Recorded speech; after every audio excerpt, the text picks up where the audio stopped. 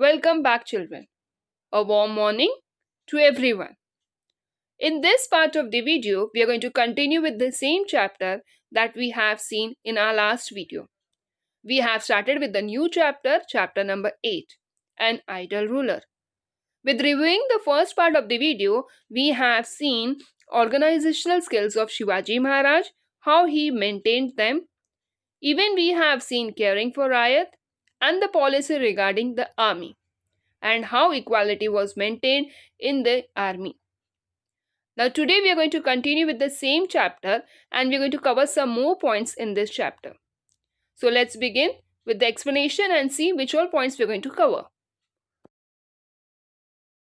In this part of the video, we are going to cover the points policy of tolerance as well as the inspiration for freedom, the dream of Shivaji Maharaj, Swaraj, and how it continued in the mindset of Shivaji Maharaj as well as the other associates. At certain times, when the war used to break out, during that period, the sowing, growing, ripening of crops, there would be so much loss to the farmers, and that loss was limitless. One could not imagine the loss that was getting to the farmers. Not only would the movements of army interfere with the work of sowing, they would completely destroy the farm at a times, or they would cut off the standing crops and take away with them. They would even rob the houses of the farmers. Whatever grains were being stored in the farmer's house, that everything was took away with the soldiers. Shivaji Maharaj had ordered the officers to prohibit his soldiers from such actions. That means farmers should not be getting any kind of trouble or the farm should not be destroyed. So such instructions were given by Shivaji Maharaj and it was need to be followed strictly. The letter written by Chhatrapati Shivaji Maharaj in 1674 to his military officers is very important in this regard. And in this letter, he had mentioned all the minute details about how the discipline should be maintained in the army. That means farmers should not get any kind of trouble, or any of the subjects in his kingdom should not get affected because of the war. The safety and precaution of the kingdom is not only duty of his alone, but it is a duty of everyone, and military officers should take this into consideration. In his letter, he had mentioned to the military officers that if you harass and trouble the subjects belonging to different castes by robbing them of their grains, fodders, grass, vegetables, etc., those subjects would leave their houses and migrate elsewhere. That means if people are going to get harassed by the military officers and they would rob their things, then ultimately there is no alternative. What the alternative was suggested by Shivaji Maharaj, that they would need to leave their houses and they need to migrate to elsewhere, need to move to the safer place. Many of them would starve to death because of the shortage of grain. So ultimate solution was that because of the hunger they used to die, and it would be as if you are more atrocious than the Mughals. So Shivaji Maharaj had strictly complained the military officers about their behaviors. So what he had compared the officers, because of their bad behavior or because of their wicked behavior, they are troubling the common people, the farmers who are innocent. So Shivaji Maharaj had strictly explained them that don't be like Mughals and trouble or harass the people in the kingdom. There would be a great uproar. So in return, if you're not going to listen or you're not going to follow the orders, then ultimately you need to face its consequences, and you should be ready to face the consequences. Beginning with a policy of tolerance. Shivaji Maharaj had to struggle against his enemies. As we know, every time he was surrounded by enemies and need to struggle a lot. The Adil Shah, the Mughals, and the Siddhis, even the Islamic powers, these all were against Shivaji Maharaj, and the reason was for the establishment of Swaraj. They were not in the favor of establishing Swaraj, so they completely opposed Shivaji Maharaj. Shivaji Maharaj had to struggle against them every now and then. He even considered the Muslim in the Swaraj as his own subjects. That means in his kingdom there were Hindus and Muslims.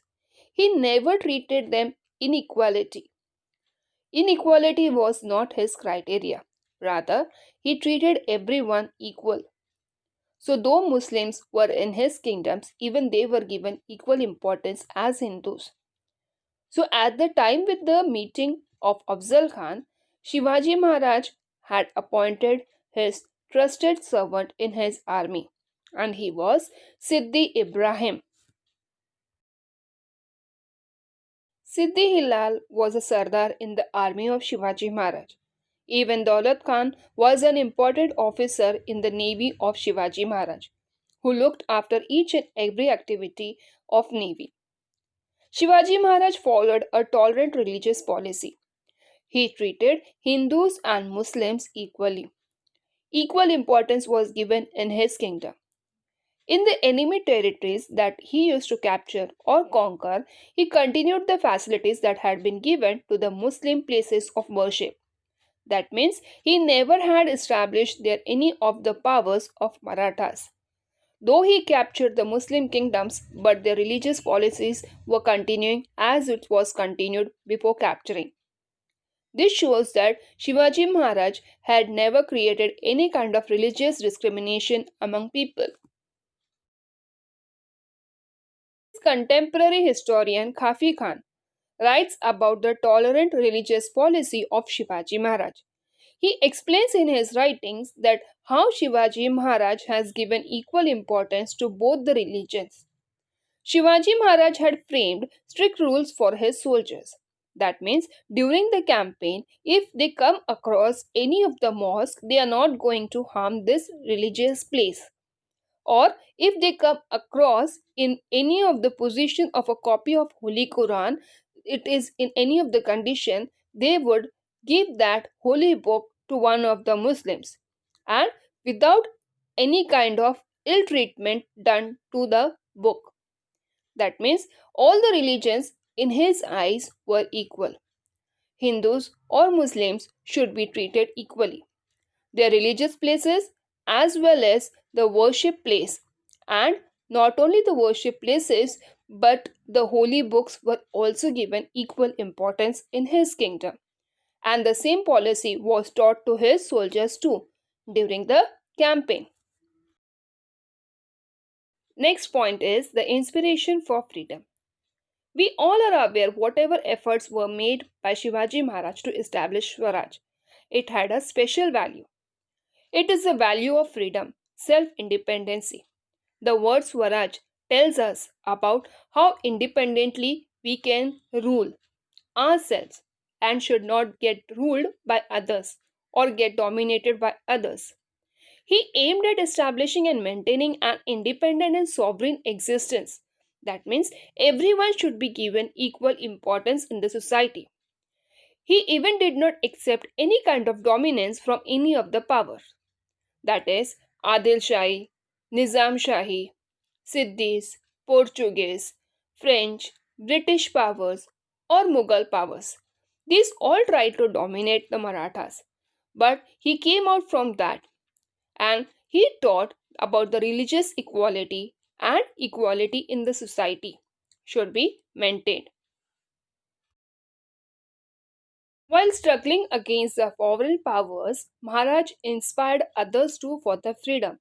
Not only the Marathas but other region or other kingdoms were also being inspired to have an self-independency in their kingdom.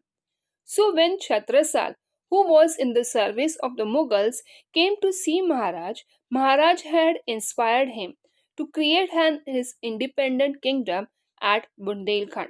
That means he would be the one who would look after his kingdom, and he would be the independent person to look after his kingdom.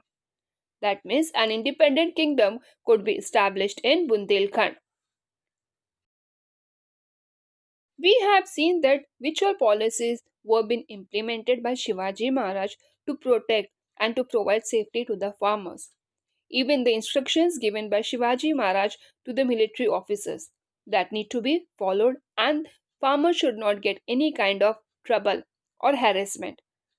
The policy of tolerance tells us that how Shivaji Maharaj treated Hindus and Muslims equally. Religious places were also given equal importance.